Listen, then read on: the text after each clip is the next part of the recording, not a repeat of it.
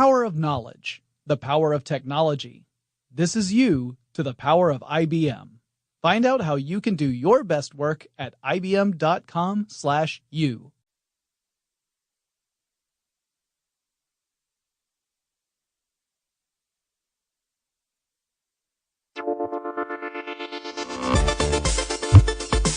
Get in touch with technology with TechStuff from HowStuffWorks.com.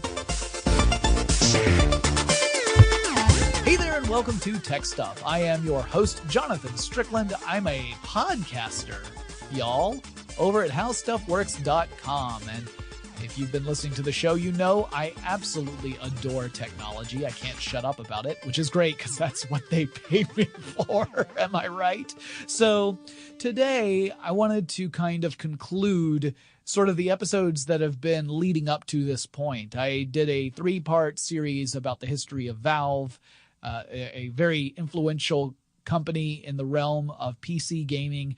I did an episode about eye tracking technology, which is it's a technology that's used for lots of different stuff, but one of the things it's being used for is analysis, and another is for a user interface.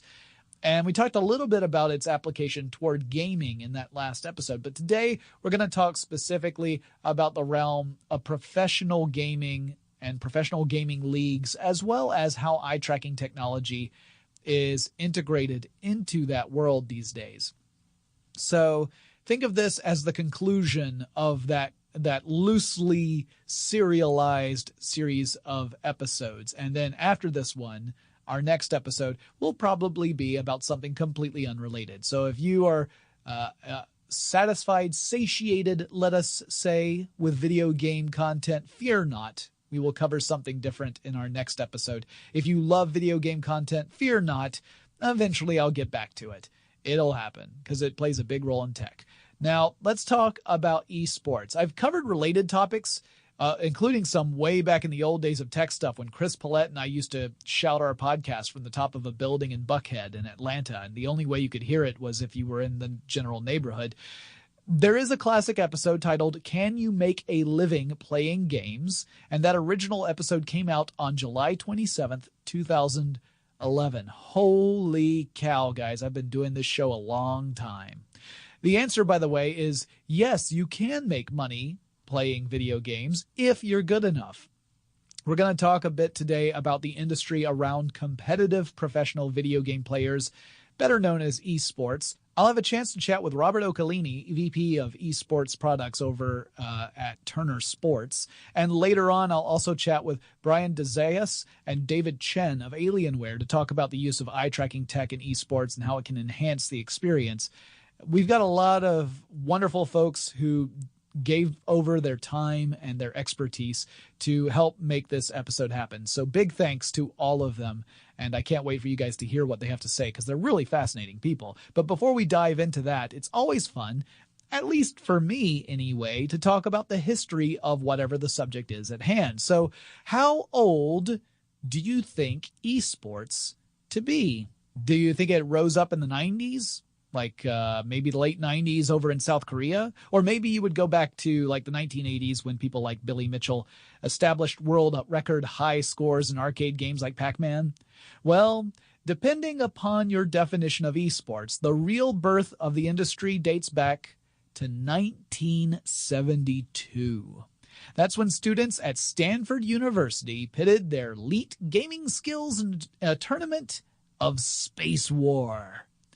Now, Steve Russell had led a small group of designers way back in 1962 to create Space War, which was one of the first examples of a computer game to use a dynamic display.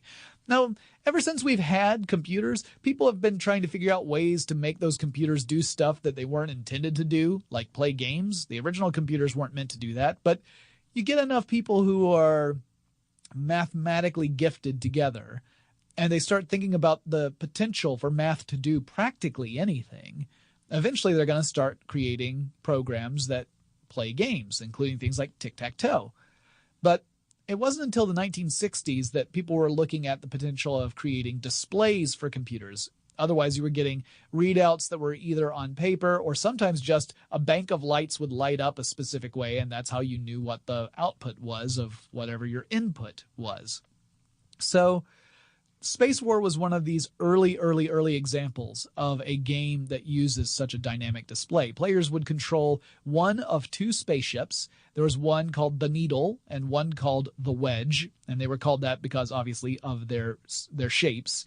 And these spaceships could fly around in a two-dimensional plane. So you could fly along that XY axis, but not the Z. There was no third dimension to this.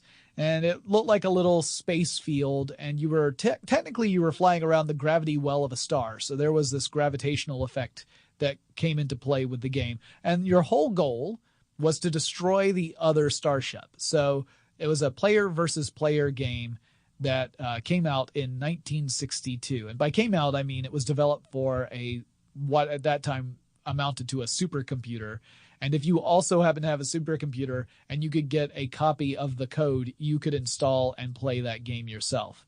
Not even install, run the game. It's not really even installation because we're not talking about a hard disk at this point. By 1972, several engineering and computer science schools had a version of this game, and then the tournament was born. The grand prize for this tournament back in 1972 was a whole year subscription to Rolling Stone magazine. The tournament itself took place in the Stanford Artificial Intelligence Lab, so one of the most important events to ever take place in that AI lab in the history of mankind, as far as I'm concerned. Stuart Brand, who at the time was a writer and editor for Rolling Stone, was the organizer for this event. His piece in Rolling Stone equated the players with athletes in traditional sports. So from the very beginning, there were parallels, though at the time the treatment might have been a touch tongue-in-cheek, maybe a little playful, satirical. But the version that the students were playing of Space War was slightly altered from the one that debuted back in 1962. There was a programmer named Ralph Gorin who added in a couple of elements to the game to make it more competitive and interesting. He added in the capacity for ships to suffer partial damage before being destroyed, so you could take more than one hit.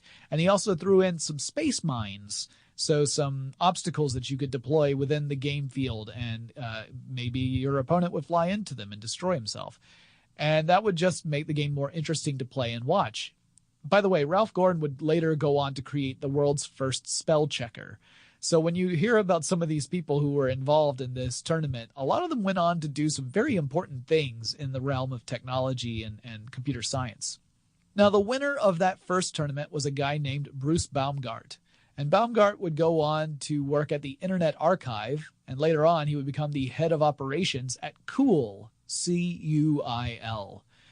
And you may, oh my droogs, not remember what Cool is. Things changing so scory nowadays and people quick to forget. Cool was one of those companies that when it launched got a lot of people poking fun at it for its name, that C-U-I-L being spelled cool. It was a short-lived search engine. It did not last very long. It had really long entries, so when you did a search, you would get the results with very long descriptors of what those search results were, plus a thumbnail that would appear next to every search result. But it just didn't catch on. It ended up shutting down in September 2010. But while Cool would come and go, video game tournaments were really here to stay. And whether they were informal or they were big to-dos, they continued largely beneath the notice of the general public. The introduction of the personal computer and various gaming systems in the 1980s helped a little bit, as did the rise of the arcade, but by and large, video game competitions remained confined to a niche audience. In the late 1990s, gaming had reached a new level, largely because personal computers were much more common, and this would be the early days of the high-powered graphics processing units, or GPUs, those dedicated graphics cards, which were the devices that were actually giving computers the horsepower needed to run games that had three-dimensional graphics, so stuff like Quake. And in fact, one of the earliest tournaments of this time was a Quake competition. It was held in 1997, and the organization holding it was Red Annihilation. It drew 2,000 participants, and the prize was a doozy. If you won, you got to go home with a Ferrari that once belonged to John Carmack. He was one of the lead developers of Quake. On June 27, 1997, Angel Munoz founded the Cyber Athlete Professional League, or the CPL. This was a group that organized various tournaments and pioneered the field of eSports professional tournaments.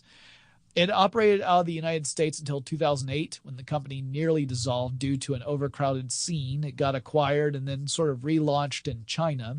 But in just a decade, we saw that the environment had changed from a curiosity into a pretty big industry. This Cyber Athlete Professional League went from being the only game in town, pun intended, to being a fish in a very large pond that was growing completely beyond what it originally was. Now, early on, the emphasis in these tournaments was on first-person shooter games like Quake. Then sports titles also became popular in tournament play. Then you might get things like fighting games. They popped up a little bit later. And then real-time strategy genre games joined the ranks. And that's when the game StarCraft Brood War rose to prominence in the tournament scene. While tournaments were still largely a niche interest in the United States, in other parts of the world they had become incredibly popular. And one of those regions was South Korea. South Korea has two big game channels, On GameNet and MBC Game, both of which created leagues of professional StarCraft players who would compete against each other for prizes. The country takes professional gaming extremely seriously. In fact, when a scandal broke out in 2010 that some StarCraft players were purposefully throwing games as part of a gambling scheme, the government levied harsh punishments against the accused players, all of whom were banned for life from professional StarCraft competition. In 2000, the World Cyber Games and Electronic Sports World Cup both launched, and they gave professional gaming a bigger spotlight. 2 years later, the Major League Gaming Professional Game League launched, and since then, professional video game leagues have been picking up speed. We've also seen other types of games enter this realm, including MOBAs, things like Dota 2 and Smite and League of Legends. Those have become enormously popular in the professional gaming league scene. In recent years, we've also seen a big push coming from major broadcasters to elevate professional video game tournaments. I had a chance to speak with Robert Ocellini, who oversees eLeague at Turner, to talk about it. Now, Robert, thank you so much for joining us on TechStuff. I want to kind of get an idea about how eLeague came about and sort of get an idea of how it's evolved and what you have seen so far in that space, because while esports, I think it's something that more and more people are aware of, it's still sort of an emerging kind of form of entertainment for a large part of the mainstream audience. I think that's changing, especially among younger demographics. I think they're far more aware, especially now that we're seeing video games being used as a form just the playing of video games being used as a form of entertainment throughout lots of different platforms. But tell me specifically about eLeague. Sure. So eLeague was first announced about 2 years ago. It actually wasn't called eLeague at the time. We didn't have a name yet. But we were working on it, I would say, for probably 6 months or so before that September 2015 announcement. And really it came from the sort of interest came from the very senior levels of Turner. So Kevin Riley, who is the head of TBS and TNT, came to the company with a lot of contacts in gaming.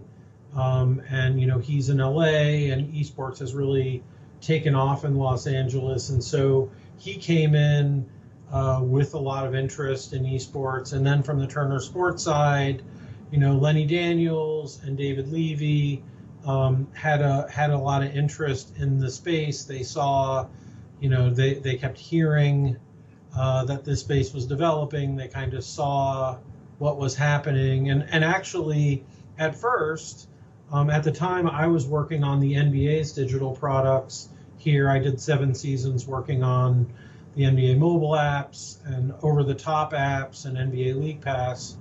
And for a little while, as a part-time job, I was actually going to meetings and working on this. And, you know, sort of my background is more in digital product, but I'm a lifelong gamer and very interested in competitive gaming, and was actually the GM of a competitive World of Warcraft guild. So I kind of had my own long history with gaming and esports on the fan side and on the playing side. So I kind of was able to bring that to the table as we looked into this. And then I think probably around beginning of July 2015, we sort of decided what direction we were going to go in. And at that time, they decided that if I wanted to work on this full time, they'd give me that opportunity, and I really haven't looked back, nor has the company. So we did this deal with IMG. eLeague is a joint venture with WME IMG, and we started meeting with teams. We actually had a big team summit in September 2015 because we were really the first big media brand to enter into this esports space, and we wanted to make sure that we were entering it with reverence, with an eye towards authenticity. And then of course, we'd already decided at that point that we were going to work with Counter-Strike, that we were talking to and getting feedback from the Counter-Strike community.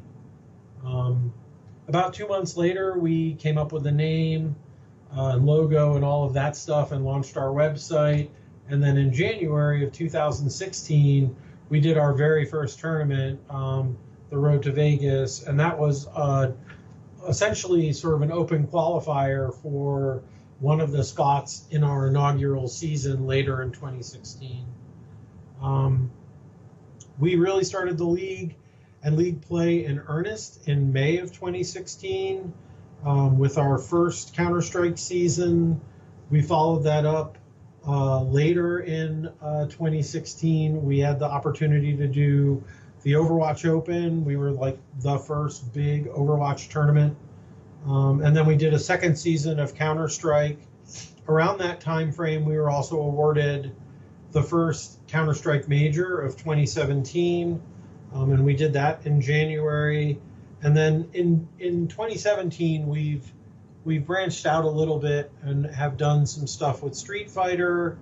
We did a docu-series around the International, which is the big Dota World Championship. And then finally, right now, we're running what is essentially our third Counter-Strike season, the premiere. And that's where Group D starts tonight. And then the finals the week of October 10th.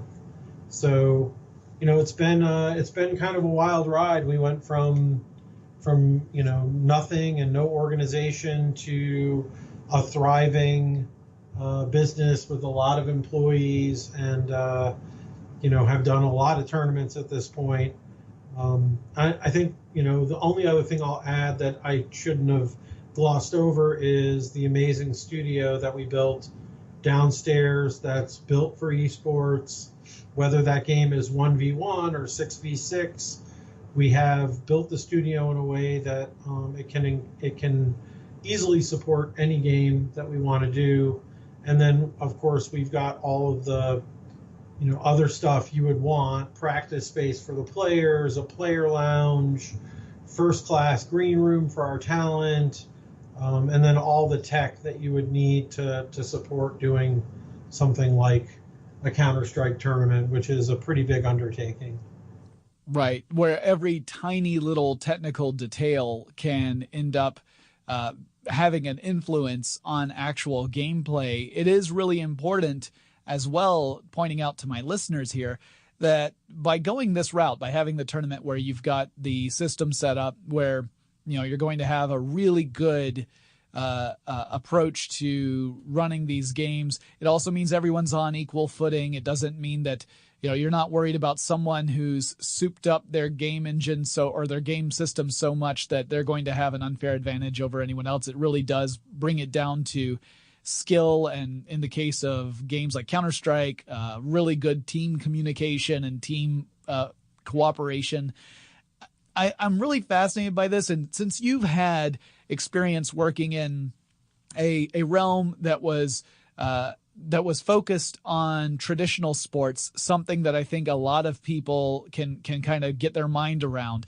For people who haven't made that step from the idea of, well, a professional sport where you're playing physically in on a court or on a field or whatever it may be, that's one thing. But professional video game playing, how is that something that how can you consider that person an athlete? Well, you've seen both worlds. What's your kind of response to that sort of, like if anyone's asking questions or if they're just expressing skepticism that someone could be an athlete playing video games? By the way, I'm totally on the board of professional video game players are on a level that is far, far, far beyond the capabilities of the average person. Sure. I mean, listen, I think that skepticism is a natural thing, right? Like I think with physical sports, it's very easy to tell that I cannot jump as high off the ground as LeBron James, right? But me sitting in front of a computer, it doesn't look optically any different than Olaf Meister or Faker or any of these sort of top tier esports players. But I will tell you that from a talent perspective, from a commitment perspective, these gentlemen and women are no different than professional athletes in traditional stick and ball sports. They are a cut above.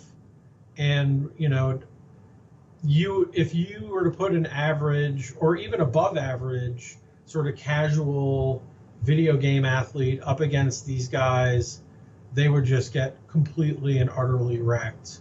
I think that one of the interesting things that we've done here at Turner this year is we had an employee tournament for Street Fighter. So we did this 6-week Street Fighter season where we had the best Street Fighter players in the world come to our campus and play. And then a couple weeks after that tournament was over, we had an internal tournament that culminated with a finals that was played in the very same studio where our Street Fighter tournament was hosted. And, sure enough, Turner's a pretty big company. There's some really good Street Fighter players here. But talking to the sort of experts that we have on staff, the guy who won the tournament would be like the 10th best player at a local Atlanta semi-professional tournament. And the guy who would win that tournament wouldn't even be in the top 100 in the world. There's a big difference between the 250 guys who play Counter-Strike sort of at the top level professionally and the 7 or 8 million people who play it on a daily basis. So, definitely, you can tell I'm in the camp of this is no different than the other sports. There's a scarcity of talent and then the ability to sort of focus the commitment that it requires to play these games at a top level is ridiculous. I guess the last point I'd make on that is it's also really hard to stay on top. And, there's one team currently that, last year won, I think, 5 tournaments during the regular tournament season. And this year made it to the finals of the major. But we've seen them slowly decline. The name of the team is Virtus Pro, and we love them. They won our first season. But we've seen them slowly decline, and they actually didn't make it to the playoffs of our current tournament.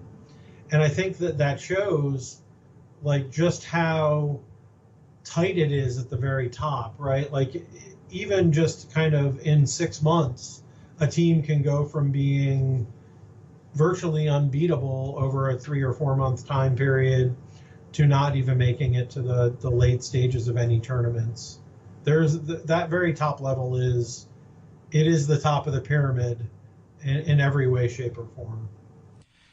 Now, in your experience of overseeing these things, being part of the E-League, Does it feel like when there's a tournament going, when you have these people at these very elite levels of performance competing against each other, is it a similar kind of atmosphere of excitement to watch people at that level play, similar to what you might see in a traditional sporting arena? I think there are differences there that I would call out, right? So for some tournaments, and I'm not alluding to ours, almost all of the competition except for the finals is played over the internet, right? And so, the spectator experience there is on Twitch and on YouTube, and the chat experience is like a proxy for the arena, if that makes sense, almost like a virtual proxy.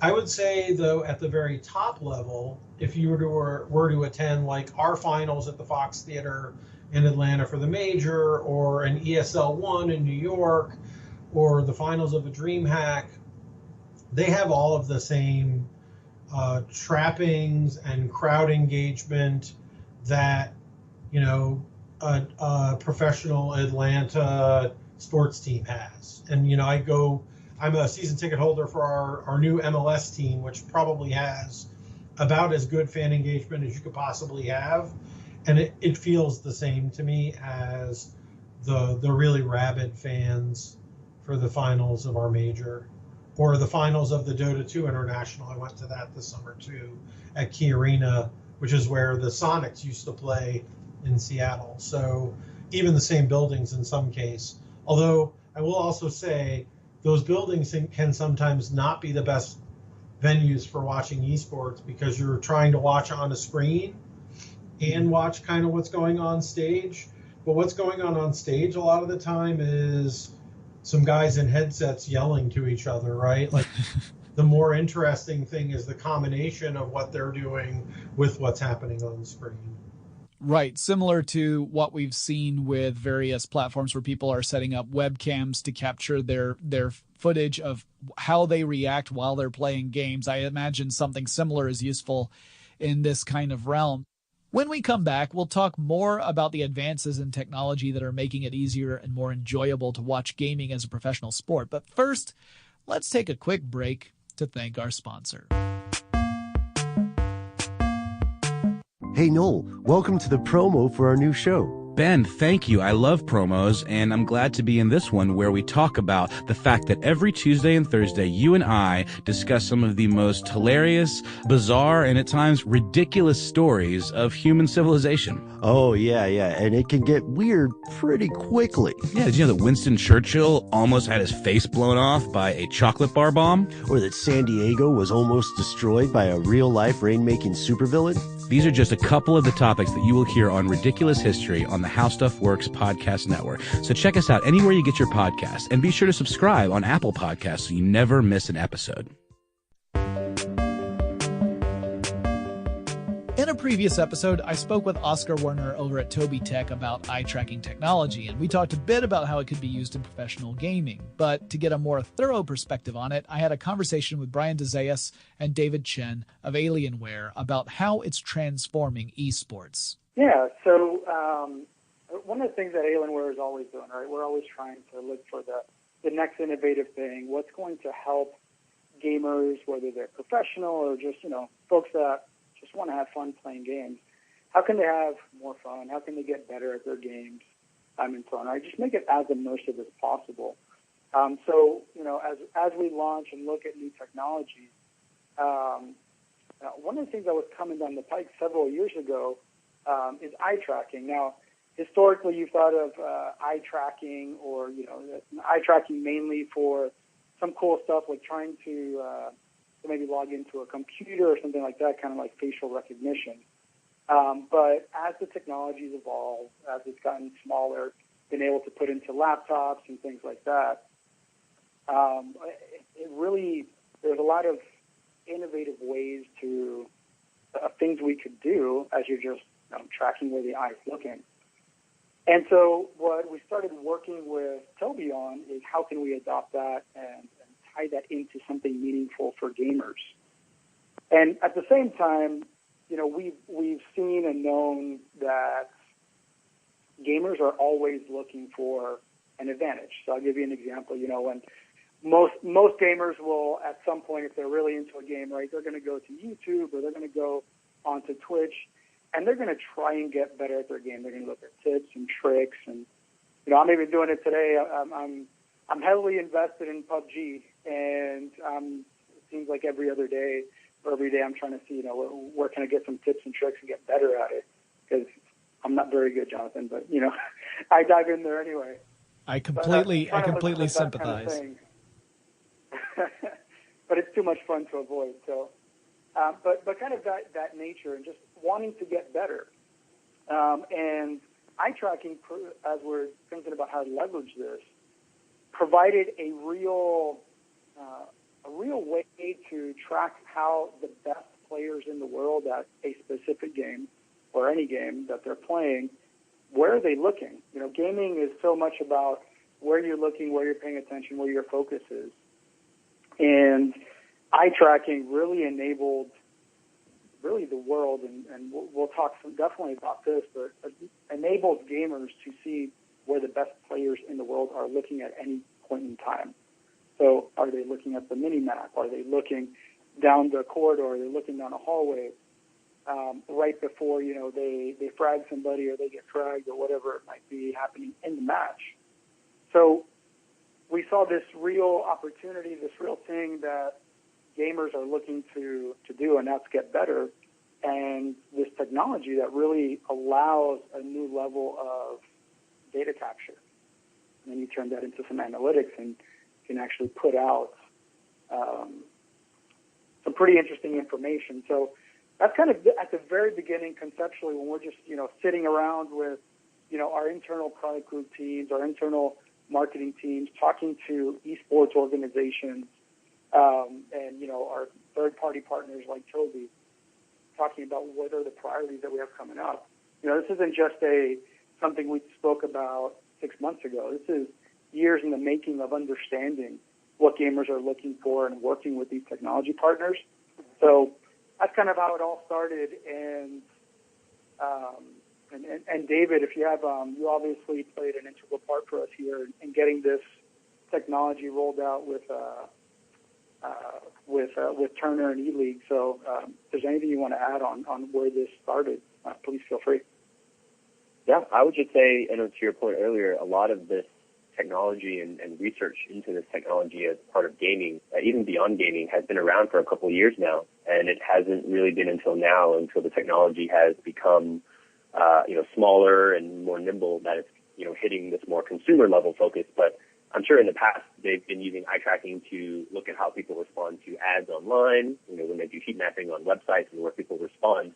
And it wasn't until, I think, a couple of years ago, probably 2 or 3 years ago, that one of our partners, Team Liquid, they had done some research of their own with, I believe it was the Mayo Research Clinic over in California, and they'd worked with I believe a professor there who was researching kind of eye tracking as part of video gaming, the level of cognition and just the research level analytics between some of the oldest veteran players versus young hot starts who are coming out 16, 17 and dominating the scene.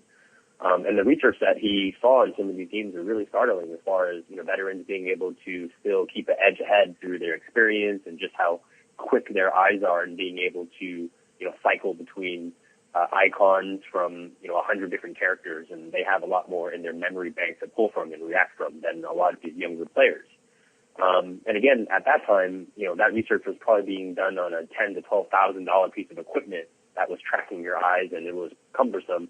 And now we're seeing it to the point where, again, it's able to be equipped into a laptop, and it's something that pretty much a lot of consumers and teams have at their immediate disposal. And when I bring this back home to Team Liquid, as more and more teams are growing in the space, and as more and more traditional sports teams are also getting involved in esports, there's this growing desire to understand, again, the dynamics of the athleticism or the cognition and skill of a traditional athlete versus an esports athlete. And I think we're barely scratching the surface of what that means today. And as more and more other technology catches up, I think we all dream of finding other big, insightful ways that eSports can provide a level of biometric data to allow us to appreciate, what the best do well, and also how, average Joes like you and I can strive to chase after some of that greatness in certain categories. So it's definitely very, very exciting. That's so cool. And I too am chasing after that elusive chicken dinner over at PUBG. and it remains just outside my grasp. So being able to see how, not just how well someone plays, but how they go about playing that way, there is something really enticing about that. Not just, when we watch professional sports, typically we can see great displays of athleticism, but people are not machines. We can break things down and use slow motion and various camera angles to kind of analyze the basics. But to me, the fact that we're talking about a digital realm and then being able to track our physical motions and map that to the actions of a digital realm, it does seem like this is much more conducive to breaking things down into quantifiable aspects, to really talk about, this person is checking their mini map 27% more frequently than someone who is not a professional gamer. That's a really interesting stat and could really inform people how to play the game at a slightly higher level than what they were doing before, knowing, of course, that it's not a magic substitute for the hours of practice, countless hours of practice for some of these professional gamers who will sit down for 8 or 10 hours and play a game, and that's largely how they got as good as they are. But then also a tool for them to look at afterward. Maybe they've played in a tournament. Maybe they played really well and they want to see what they were doing and remember to really hone in on those particular types of strategies in future tournaments, or they didn't do so well and maybe they want to see what the difference is between their performance and someone else's. I also like the idea of this from, if we're looking beyond esports, which we'll get back to in a second. I don't want to leave that behind. But I like this idea also from a game designer standpoint, the idea of getting more information about what your players see as important in your game means that game designers can actually use that information to make more effective games down the line. And beyond that, if you think about this technology reaching a point where it becomes more of a kind of a standard piece of tech that gets rolled out into laptops in the future or computers in general in the future, you could see this being incorporated into games themselves, where it's not just analysis, but it becomes an element of gameplay. Like I think of a game perhaps like L.A. Noire, where part of that game involves the player watching a virtual character's reaction as you're interrogating the character. And that in turn informs you as to whether or not that character is telling the truth or telling a lie. Well, imagine eye tracking technology where the character appears to be aware of where you are looking. And then that adds a whole new game element. So to me, the eye tracking technology in the gaming world, I mean, as you say, we're at the very beginning of it. Even if you just, and I don't mean to make this sound less than what it is, but even if you are restricting that attention to esports, there are so many incredible potential applications for this technology. And it's really exciting to be in these fairly early days talking about where we're going right now. So getting back to esports and getting back into that realm, can you talk a little bit about the relationships that have formed now that you guys are really kind of getting more involved with incorporating eye tracking technology and the pro gaming realm? I want to hear more about this relationship and how that has developed over time. Yeah, absolutely. You make some great points, Jonathan. I think, as we think about where we are very much just at the beginning point of showcasing this kind of technology and eye tracking technology to the world, right? And I'll definitely jump into the partners and talk about the partners and what we've done. But you had made some really interesting comments about who can get the most benefit out of technologies like this, like eye tracking and that kind of thing. And there's obviously some very clear benefits for professional players and for amateurs that are trying to become professional, right? Just this notion of getting better, learning from the pros that are out there, just like traditional sports. But one of the other parts that really intrigued us here, as we're trying to roll out this kind of technology, is for just the viewer, for the fan. One of the things that has not kind of caught up with traditional sports is the viewing experience and the commentating. A lot of the commentating in the past for esports has been around, the commentator explaining what's going on, but verbally. There really wasn't a visual cues or visual explanations of what's happening in the match. Obviously with NFL or NBA, there's a lot of analytic things and things that happen through the broadcast, right? Think of teleprompters and things like that. Well, there really wasn't that for esports. And so as we were introducing this technology and figuring out how can we bring this and what should we be doing, we really wanted to make that viewing experience better for, the hundreds of millions of gaming fans that are watching esports globally. And then we had to decide, okay, who shares our values, who will work with us to bring this technology to the forefront. And, earlier this year in January, we announced a partnership, and we've been working very closely with Turner and with eLeague around all the tournaments that they're running. And actually just here in September, for the first time, partnership between us, Toby, and eLeague, we rolled out the Getting Technical segment on the eLeague broadcast, and really being able to showcase to fans and to the viewers this eye gaze technology that's being captured through the tracking software, eye tracking software. So from a partnership side, it has been it was very important to us to select partners and work with partners that shared, quite honestly, our vision of making this better for the viewer. Because we know professionals are going to continue to innovate and get better. We're at the forefront working with them on separate programs.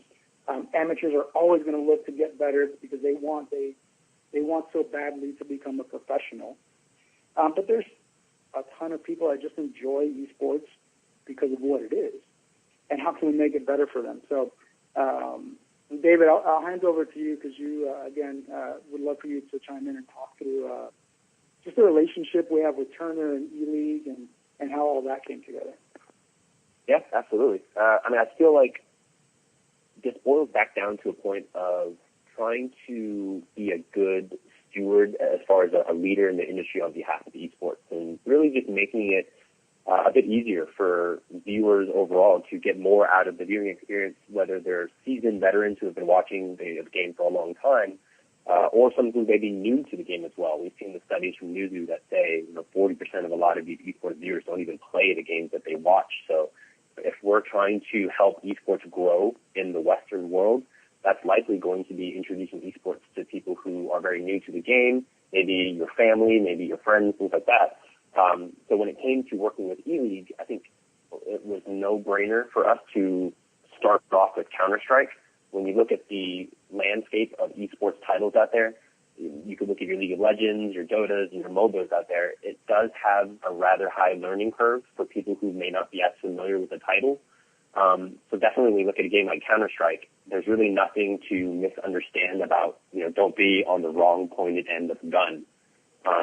And so I think being able to find a game that immediately resonates and can be digested by a larger audience helps us not only, again, bring this to a wider audience, but then when you factor in the first-person perspective and what eye tracking can really bring in from a synergy perspective there, it really made a lot of sense to find the right partner like eLeague to have a right tournament where again, Counter-Strike was their bread and butter for the better part of 2 years now. They hosted the major in January to overwhelming success, and they're going to continue to try and see how they can push the limits of Counter-Strike even further and further as we look towards the future. But it really boils down to what ways can we have this experience be more digestible to a huge gaming audience out there. So for eye tracking in Counter-Strike, where was the player looking? What were the contexts of, how they made the decision that they did?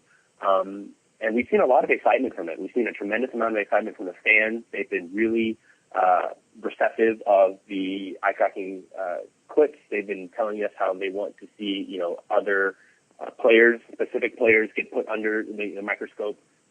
They would love to be able to get a better, clearer breakdown of exactly how they pulled off the ace that they did. We're seeing a lot of really great reception from the commentators as well. So when we look at E-League, Anders and a lot of the guys who are providing kind of the color, play-by-play commentary have been excited to be able to talk, a little bit more about the nuances of, for example, how an in-game leader on the team may index more between the mini-map and looking at the economy of the team and the other four players who are more of the, damage doers and the meat and guns of the team are just more focused on playing. And so I think it really opens up a way to present the game, again, to just a wide variety of people, and it helps us as a brand find meaningful ways to contribute to the game, back to the community, rather than, just business as usual logo branding and sponsorship rights and things like that. Fascinating. I think I also find it really interesting that Counter-Strike is the sort of the go-to game. It makes perfect sense, but I recently did a multi-part series on the history of Valve. And so my listeners now know that Counter-Strike, that's a game that originally was, a modification. It was a mod of Half-Life that came out 99, 2000, that it's gone through a couple of different variations, the source version of it coming out a few years ago, 2012, I believe it was. And to see that game is still such a big part of eSports, it is, which makes sense. It requires people to have very strong skill sets as well as be very good team players if you want to have a strong Counter-Strike team. And I can definitely see where that value comes in. I remember distinctly when I attended a CES many years ago, one of the companies there, one of the computer companies, were hosting Ubisoft's team at the time, the Frag Dolls, who were professional gamers. And the Frag Dolls were taking on all comers. And so people would step up, they'd form a team of 4, and then 3 of the Frag Dolls would just decimate them. And it happened over and over and over again. And it was exciting to watch, but it would have been so much more interesting to actually see how they played together as a team beyond just knowing that they're coordinating much better, that they have a good knowledge of the maps. Being able to see where they're looking and how frequently they're looking around. Do they stare at one place for any given time, or are they just constantly scanning?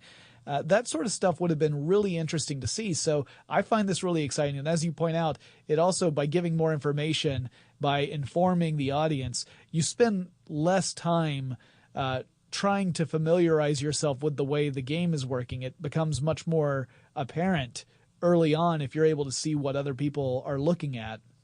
And I think it removes that barrier. I think it also really illustrates how professional gamers are just incredibly good at what they do beyond racking up high scores, because I think still among certain populations, at least, the idea of professional gaming is somewhat scoffed at. Whereas, we accept professional sports pretty easily. That's been part of our culture for decades, and that is pretty easy for folks to go along with. I think before anyone gets a chance to really see what pro esports is all about, they have an initial reaction of like, well, that's a game, that's not a sport. And it's not until you're able to really kind of break it down in this way and say, no, take a look at this. These are men and women who are doing things at a level far beyond what the average person is capable of doing. It is similar if not identical to what you see in the actual physical sports realm. So I like that aspect of it as well. It gives you that extra, I guess ammunition is the right way to put it, when you are talking about esports and trying to explain to someone how it really is a level of performance beyond what the average person tends to be able to do. Through this partnership, I'm sure you've seen some really interesting stuff. Are there any particular stories or particular revelations that you have encountered as a result of this eye tracking technology being part of this experience? Yeah, I would definitely say the level of nuanced gameplay between these Counter-Strike players is insane. I mean, we talk about these guys being able to be at the top of their game. I mean, these are guys who absolutely can tell the difference between 260 hertz versus 142 hertz. There's jokes out there about how the human eye can only see 30 FPS. That is completely not true at all. The Counter-Strike guys within E-League and a lot of these guys here are just very their senses are extreme. When you also look at how some of these guys play, there's a player like JDM on Team Liquid who leans back 3-4 feet behind his chair. The distance between his eyes to the screen is wildly different from another player who may be near 7 inches away.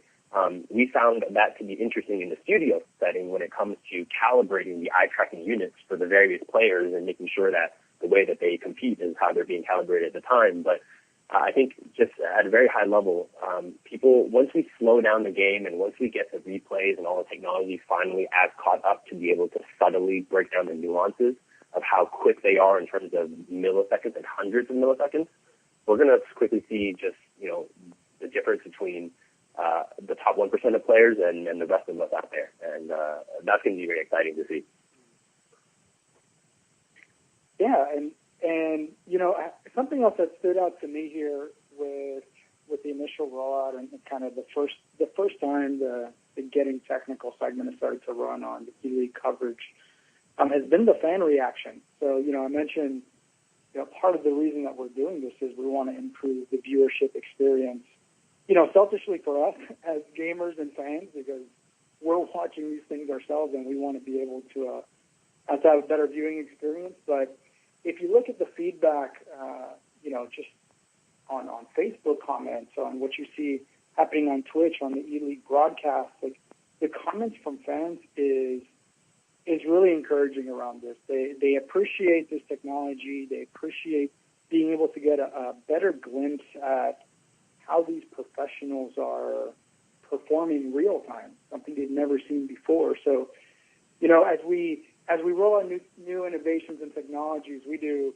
obviously a ton of work, and we're working with and talking with our fans and our customers and just gamers overall to make sure we're delivering what it is they want.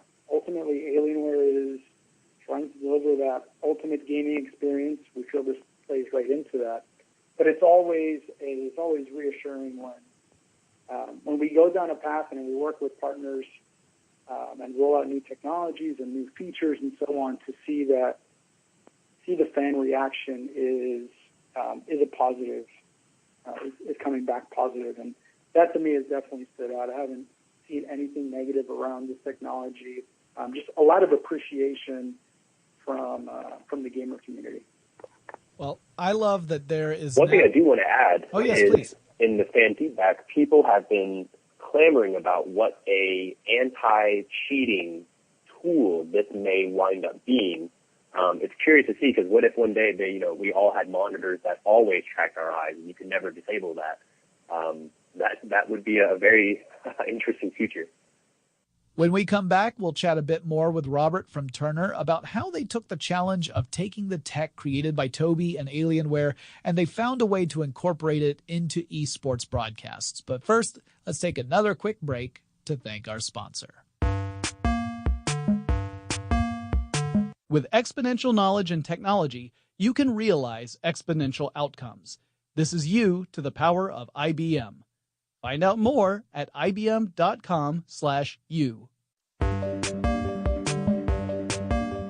So that kind of leads us naturally into a discussion about the challenges of presenting esports to an audience in a way where they can really appreciate what's going on. And that ties into this topic of the eye tracking technology. We know that Tobii Tech was the company to start working on the actual hardware and the basic software, and we had Dell and Alienware that were working on the various consumer products that incorporate that technology. But when it comes to actually implementing it in a way that makes sense, both from an administrative perspective, where you guys are trying to find ways of adding value to the presentation, and from a consumer perspective or from an audience perspective, where they can appreciate even more the capabilities of these elite players because they're getting kind of insight into what's happening. Can you talk a little bit about that implementation and what that experience was like? Sure. Yeah. What I would say is it was birthed out of actually a very casual conversation between David Chen from Dell and I, at our major, actually, and that was in January. I had seen a demo of some behind-the-scenes software that a League of Legends team was using to improve their performance with eye tracking, and thought, wow, this is really interesting. How do we democratize that? Like, how do we bring that to the audience watching the game instead of making it like a back office tool that a team is using to try and optimize its performance? And there are challenges for sure, right? So in March, I went to Austin and we had a meeting, and in that meeting, Tobii actually brought their ideas on how it could work. But to be candid, they hadn't ever run a competitive gaming event, and as you alluded to earlier, competitive integrity is extremely important to us, extremely important to the players. And so we have to be very careful about what we do in the studio and how we produce things. And as a result, it is certainly not as simple to do something like this eye tracking as one would think it would be. So to kind of walk through the components of how it works, you need a computer with an eye tracker connected to it that is capturing gaze in real time. Then you also need a video feed of the point of view of the player in real time. And the two things, like the eye tracker needs to be synchronized for the resolution and aspect ratio that the player is running the game at. And of course, then the POV feed of the gameplay also needs to be exactly what the player is looking at. So it can't be at a different aspect ratio or resolution and have it make perfect sense, right? Sure. And then you need to take those two things, the video feed of the gaze and the actual POV, and then use broadcast production equipment to merge those two things in real time, so you're getting an accurate feed of the two things. Well, in order to do all of what I just mentioned, it actually requires two computers that the player's not even playing on. We have one machine that is the dedicated gaze tracker that's actually outputting a green screen with the gaze on it. So that computer is, the tracker itself is mounted underneath the monitor that the player is sitting in front of on stage. And then we're using, this might be a little too in the weeds, but we're using USB Cat6 extenders. So we're able to run the USB 300 feet to a server room. And then the actual computer that the gaze tracking software is running on is in this server room hundreds of feet away from the actual stage. So we can't run the gaze tracking software on the computer that the player is playing on because we can't do anything that could impact competitive integrity. Then for the POV, in order to get that POV, we cannot take it from the player's computer. So we don't ever take a video output from a player's computer and feed that into our broadcast infrastructure, because the output from the video card on a player's computer needs to go directly to the monitor. Mm-hmm. There cannot be anything in that loop that introduces any latency. So, and again, in order to maintain competitive integrity, we cannot use the computer that the player is playing on to produce the POV footage that we're using to produce this content. So instead, I have yet another computer in the same server room that is connected to a relay game server and is mimicking that player's point of view experience. So what we've done is we very carefully keep track of what aspect ratio the player is running the game at on stage. We mimic those settings and all of the other settings that players traditionally use on this secondary computer, and then we're linking it to that player so that it shows their POV the entire game, and then feeding that into our broadcast infrastructure. And then upstream from all of that, there is a broadcast switcher that is merging the gaze output with the green removed, obviously, mm-hmm. and that POV footage, and feeding that to the control room where a producer can watch it in real time and decide, is this something I want our talent to talk about or not talk about? And so we've now done this for 3 weeks of this tournament. And we're, to be honest with you, if you had talked to me before the tournament, I was very careful to say, I don't know what we're going to get.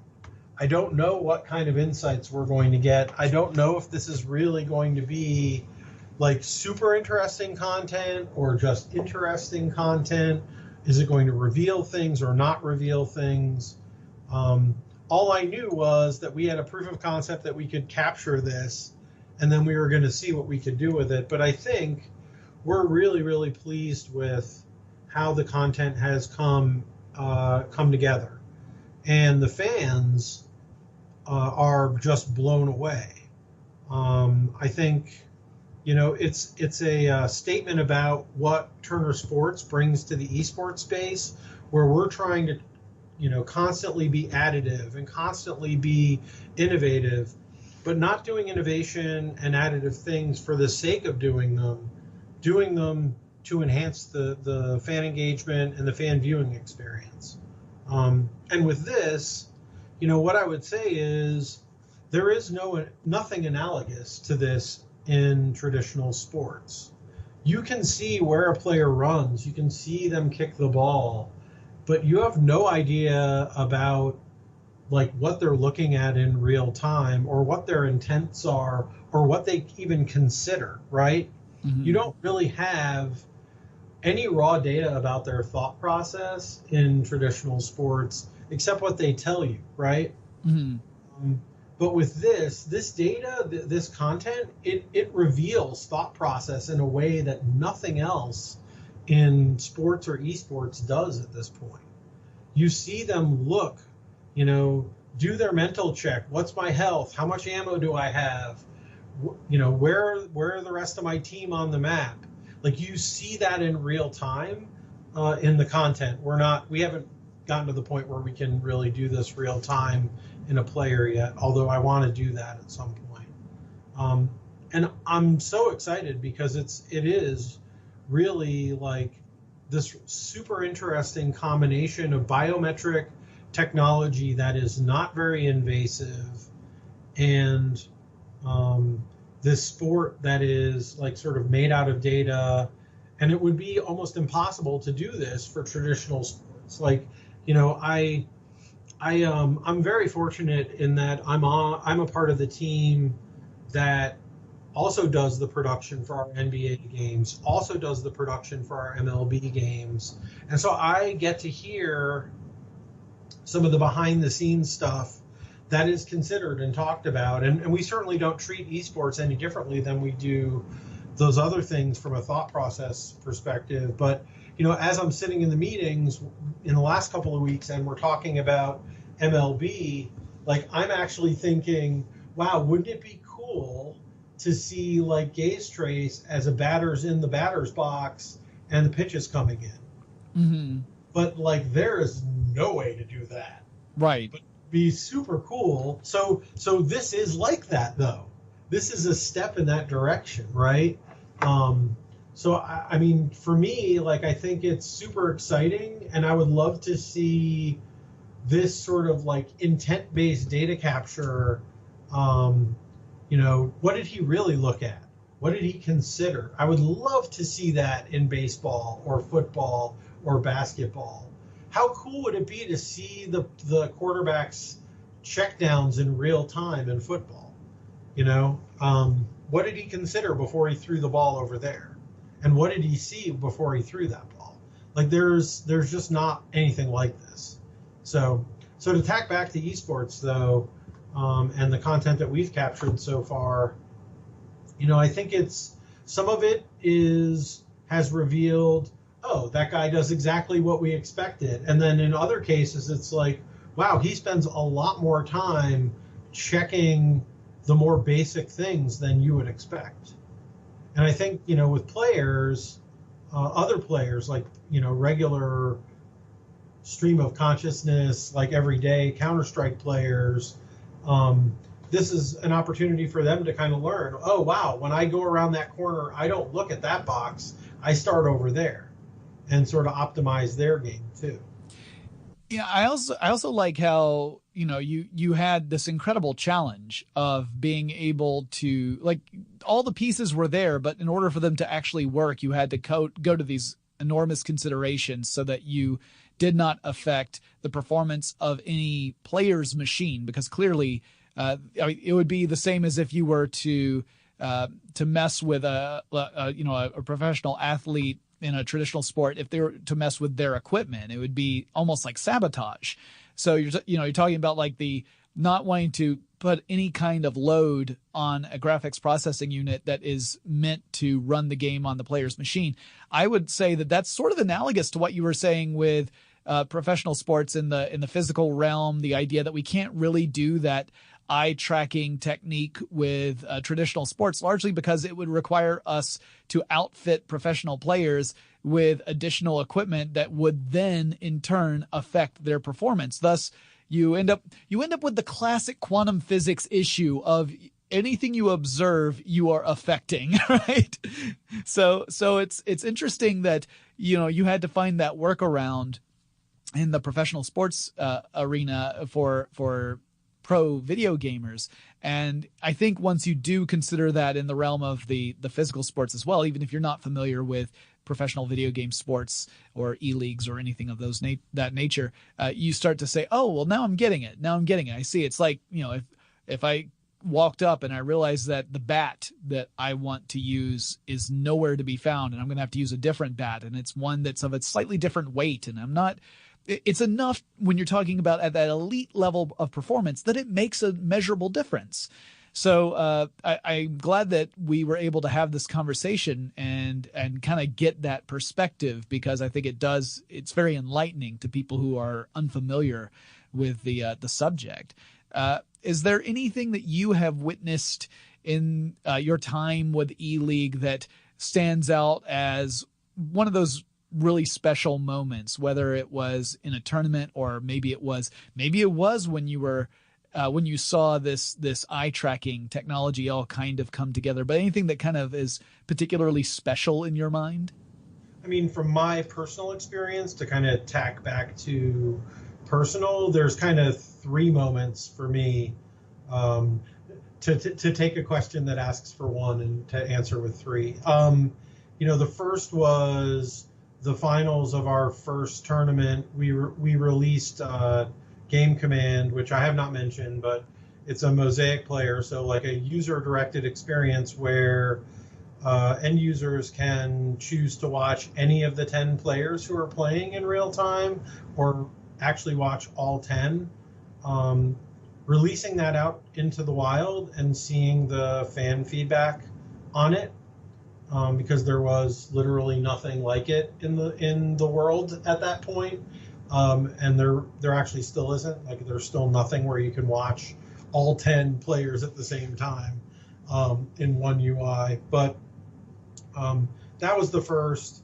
The second was, I've talked about the major in January a few times already, but there was a moment during the finals where we crested 1 million concurrent viewers on Twitch, not just breaking the all-time Twitch record, but shattering it by almost 300,000 viewers, and setting the sort of bar for competitive esports as far as viewership counts go.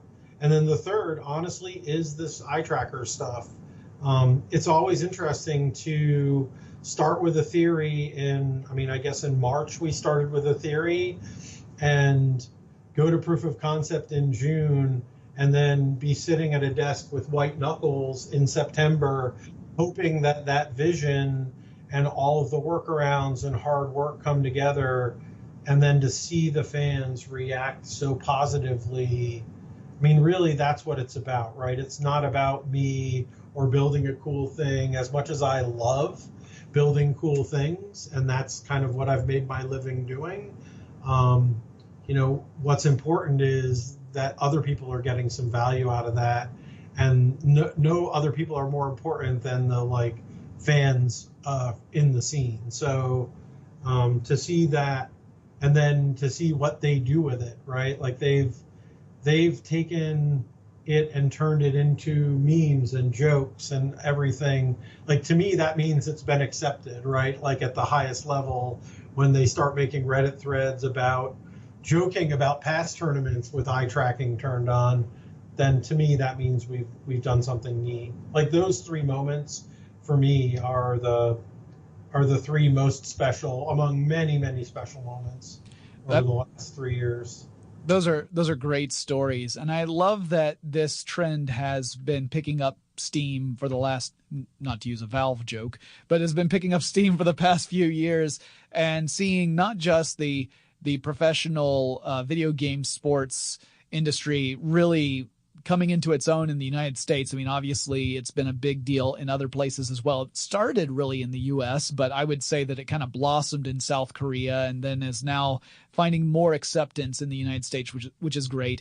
But we're also seeing people turning into kind of an entertainment figure through their video game playing and reaching audiences that way. Clearly there is a interested, invested audience. They get really attached to certain players and certain titles. It's exciting, and I'm glad that we're kind of right at the point where I think it's going to explode. It's already, I guess you could argue, hitting 1 million concurrent Twitch viewers all at once. That's kind of an explosion all in of itself.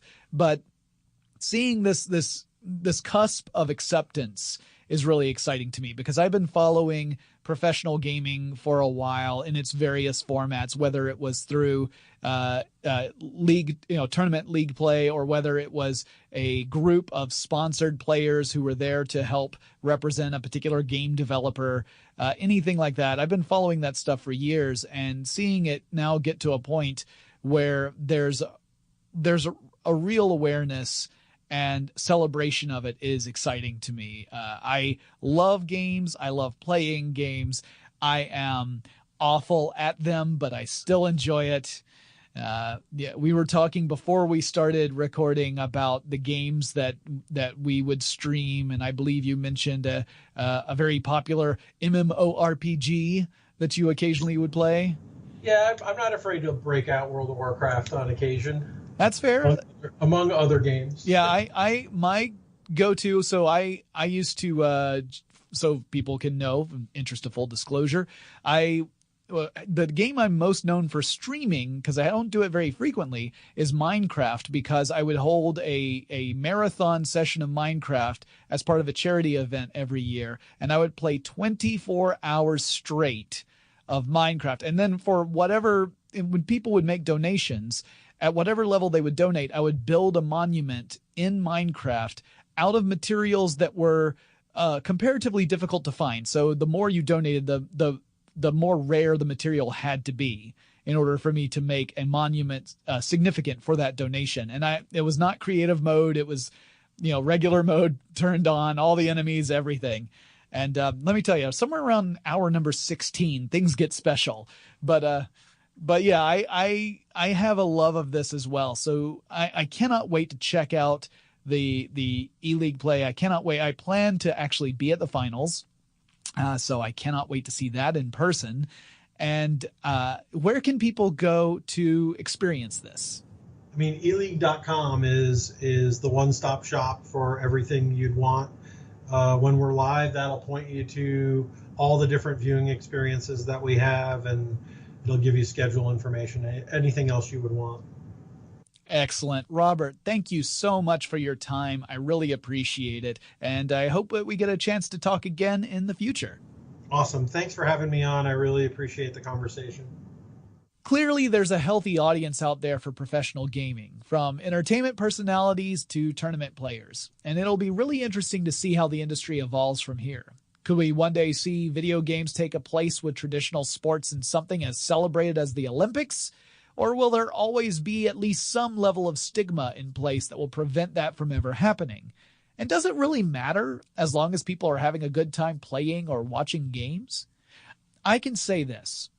I am in my early 40s, and I watch a lot of Let's Play style videos and live streams. I enjoy watching people play games. I'm dazzled by the skills of pro-level gamers, and I find myself thoroughly entertained by certain personalities when they interact with each other while playing together. Cough, achievement hunter, cough. I think there's plenty of room for growth in that realm of entertainment, even if it never truly reaches the level of acceptance of traditional sports. But I'm curious what you guys think. Are you a fan of watching other people play games? Do you just find that completely incomprehensible? If you do find it incomprehensible, do you watch sports? And where do you think the gap is in between them? I'm really curious to hear more about this. I kind of want it to be a conversation, and maybe in a few episodes, maybe a month or two down the line, I'll revisit this and talk about some of the listener feedback I got. So I really want you guys to respond. If you want to reach out to me, you can always email me. The address for this show is techstuff@howstuffworks.com. You can drop me a line on Twitter or Facebook. The handle for both of those is TechStuffHSW. Remember, every Wednesday and Friday, I stream live as I record this show. You can go to twitch.tv/TechStuff and watch me live. Also, if you enjoy the show, and if you just can't get enough of tech, I recommend checking out Tech Stuff Daily, my brand new daily show. It's a short form show, lasts between 4 and 6 minutes per episode. It should be live right now. Go check that out. You can subscribe to it. If you are a member of TuneIn, you can watch episodes or listen to episodes a week before everybody else. And then they go live everywhere you find your podcasts. That's it for me. I'll talk to you guys again really soon.